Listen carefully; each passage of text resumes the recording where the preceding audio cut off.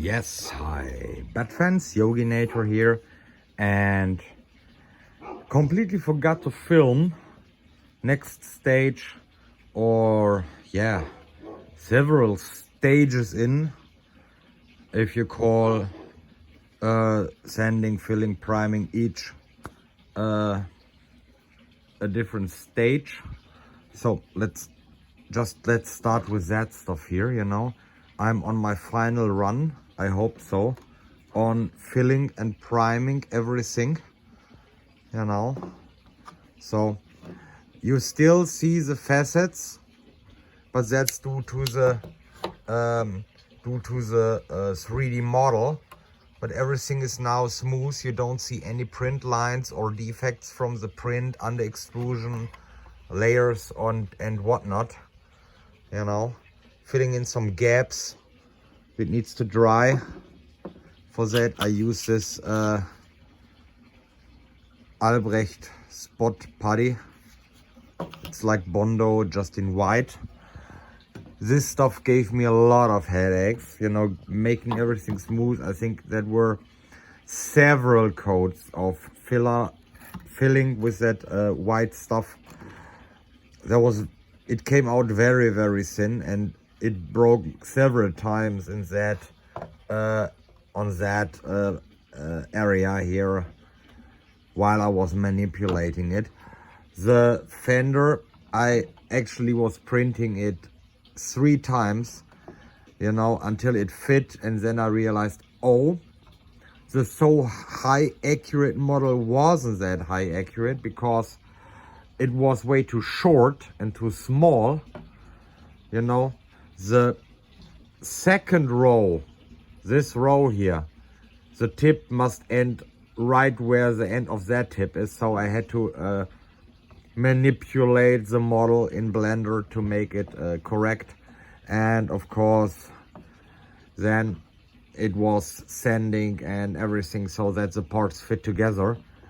That's now on the verge of being sanded smooth, filling in the gap.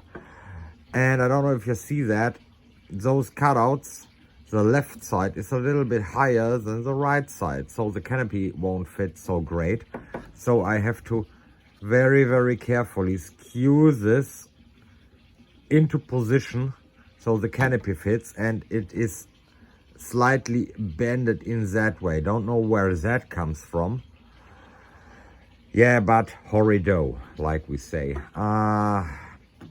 Yeah, that's that thing. Other thing is, let me get the pieces. These are the pieces which got high gloss black, so I can chrome them. Same as for the rear turbine. And this is these parts are being painted first coat of semi-gloss black. There are the bats and so on. So, but let me take this one here to hopefully show you something where, yeah, okay, let's see if I can get it in this way. So basically the problem is, yeah, I have to go with this with one hand and the piece is black. Well, if this lines up perfectly, let's assume this lines up perfectly, which it doesn't, but when that's here, it's way up to the front. It needs to be here, and this basically is too long, and it will collide with that inside. And if I look closely at the exported 3D model, it's really clipping through there, the engine panel part. So yeah, I have to get rid of that stuff, before I apply the chrome.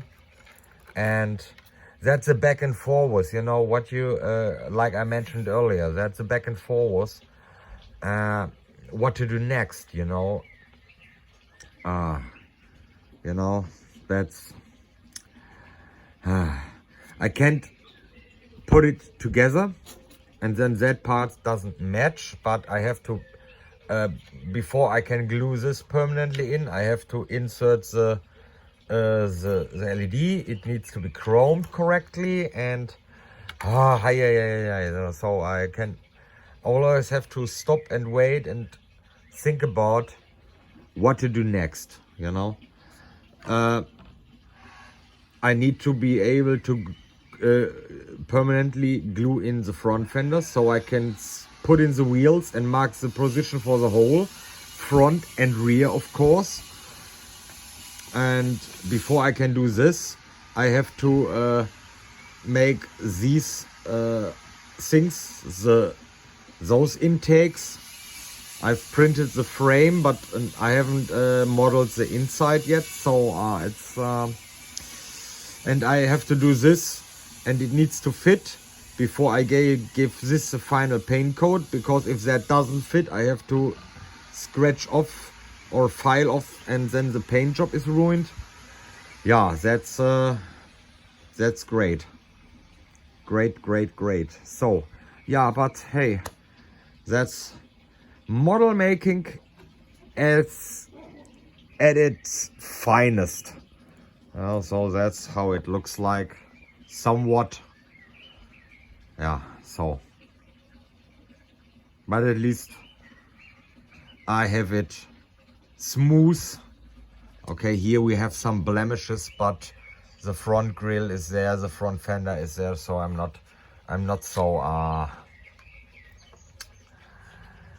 in that this is going to be a hassle, at least not for me, you know. So okay, that's a little update on what's the current status on the project, and hope you enjoyed this, and see you. Bye.